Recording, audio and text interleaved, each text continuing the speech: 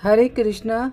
महाभारत के युद्ध भूमि में जब अर्जुन भय और संशय से ग्रस्त होकर भगवान से पूछते हैं कि युद्ध का परिणाम क्या होगा, कौन जीतेगा और कौन हारेगा, तब भगवान स्वयं उत्तर देते हैं। श्री भगवान उवाच कालोऽस्मि लोकक्षय कृत प्रवृद्धो लोकान् समाहर्तुम् इह प्रवृत्तः ऋतेऽपि त्वां न भविष्यन्ति सर्वे ये वस्थिताः प्रत्यनीकेषु योद्धाः। भगवान कहते हैं, मैं काल हूँ, इस लोक का संहारक। युद्ध भूमि में उपस्थित ये सभी योद्धा पहले ही मेरे द्वारा मारे जा चुके हैं। हे अर्जुन, चाहे तुम युद्ध करो या न करो, ये सब बचने वाले नहीं हैं। यानी समय आ जाने पर किसी का भी बचना संभव नहीं है। महाभारत युद्ध में अंततः केवल 8 लोग जीवित बचे हैं, 5 पांडव, कृपाचार्य, सात्विकी और अश्वत्थामा। जिस प्रकार सरकार एक बिल्डिंग बनाती है, कुछ समय तक रखती है और फिर नष्ट करके नया बना देती है, वैसे ही भगवान भी ब्रह्मांड की रचना और संहार करते हैं। हम अपने पुराने घर को तोड़कर नया बनाते हैं, तो भगवान भी वही कर रहे हैं। इसमें कोई अन्याय नहीं है, यह सृष्टि का शाश्वत नियम है।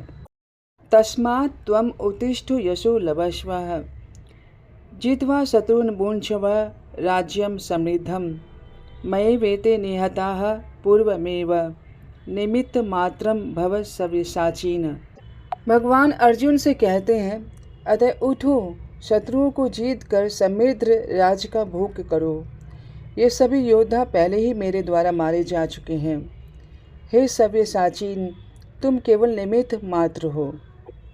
जैसे हारमोनियम में धुन स्वयं नहीं निकलती, बल्कि बजाने वाला निकालता है, या जैसे पिता बाइक चला रहे हो और बच्चे को हैंडल पकड़वा दे तो बच्चा सोचता है कि वह चला रहा है, पर असली नियंता तो पीछे बैठा हुआ पिता ही होता है।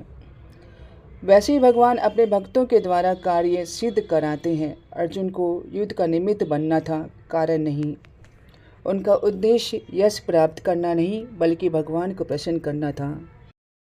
द्रोणं च भीष्मं च जयद्रथं च कर्णं तथान्यानपि योधवीरान् मया हतांस्त्वं जहि मा व्यधिष्ठा युधस्व जेतासि रणे सपत्नान्। भगवान कहते हैं, द्रोण, भीष्म, जयद्रथ, कर्ण और अन्य शूरवीर पहले ही मेरे द्वारा मारे जा चुके हैं। तुम केवल युद्ध करो, निश्चित रहो, तुम अपने शत्रुओं को अवश्य परास्त करोगे। भगवान ने इन सब की आयु उसी क्षण हर ली थी जब कौरवों की सभा में द्रौपदी का अपमान हुआ था।